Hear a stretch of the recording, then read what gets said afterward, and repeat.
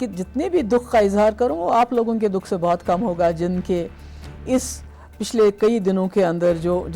جن کے گھروں سے کے جو بچے ان حادثات میں جاں بحق ہوئے۔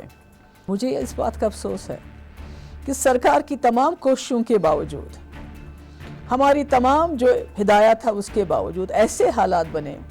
کہ ہم اپنے لوگوں کے جو سڑکوں پہ احتجاج کرنے کے لیے آئے تھے اور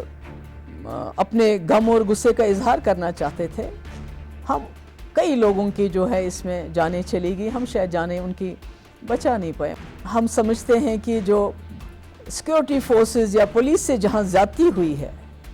انہوں نے زیادہ طاقت کا استعمال کیا ہے، اس کی تو جواب تلفی ہوگی، اس کی جواب دہی ہوگی۔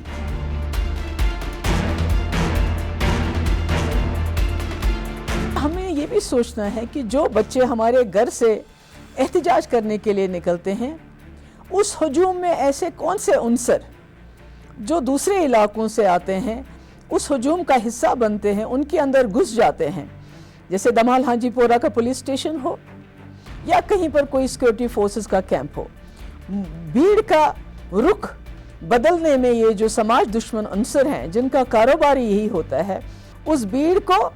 اپنے مزاج کے مطابق اس ڈائریکشن میں لے کے جاتے ہیں جہاں ان کو یہ پورا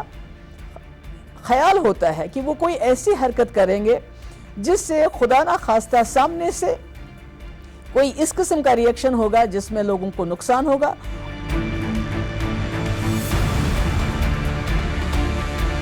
میری گزارش ہے یہاں کے والدین سے، پچھلے 27 سال سے ہمارے جموں کشمیر میں ہزاروں کی تعداد میں لوگ مارے گئے،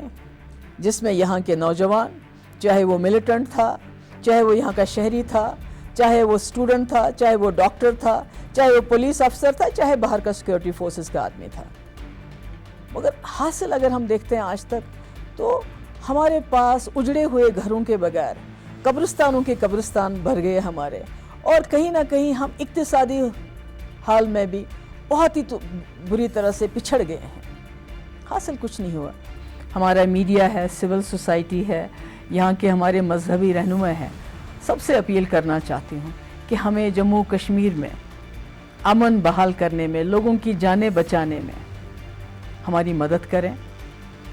ہم اس جموں کشمیر کو مل کے اس مصیبت سے، اس خون خرابے سے باہر نکالنا چاہتے ہیں اور انشاءاللہ ضرور نکالیں گے۔